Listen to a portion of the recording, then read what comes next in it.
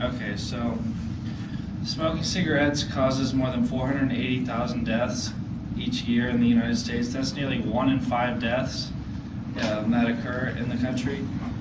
Tobacco is the leading cause of preventable illness and death in the United States. There has actually been more than 10 times more deaths from cigarettes than there has been in all the wars that the United States has fought combined. Smoking cigarettes harms nearly every organ in the body and can cause cancer almost anywhere in your body. And so everyone in here probably knows that cigarettes are bad for you and that you shouldn't do them. And I'm going to take a leap that there's not a whole lot of you that are actually addicted to cigarettes.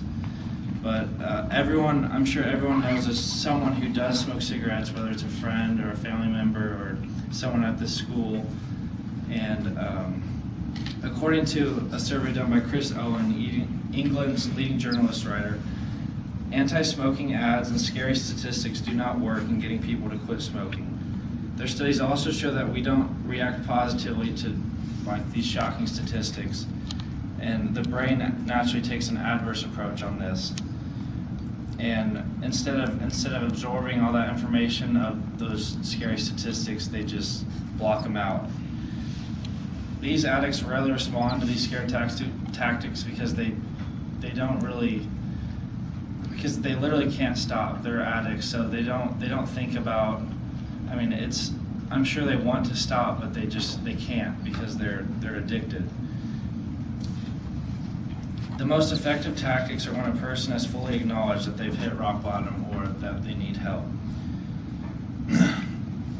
That is one of the major problems with these shocking ads, is that people ignore the fact that these people are entwined with addiction and that they are not really open to reason because they can't stop. It's not their decision. A 2012 survey conducted by the ASA, people take offense to these ads rather than change their ways because they do not appreciate guilt and fear. So if these tactics don't work, then what does? People respond to positivity rather than negativity.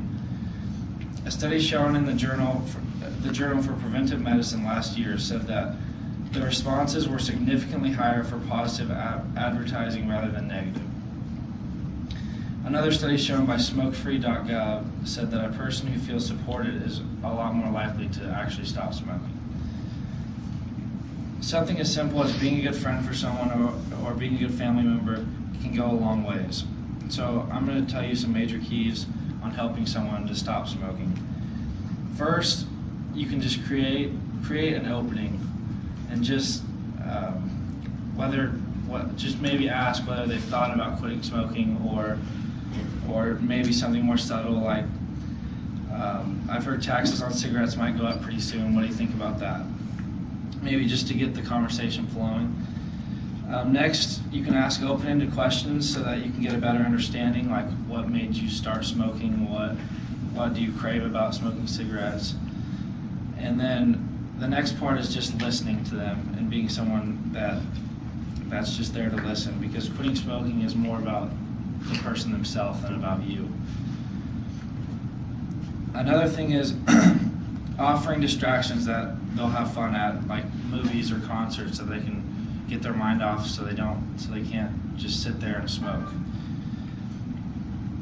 Then when they do take breaks from smoking, just make sure to compliment them a lot and celebrate big and small successes.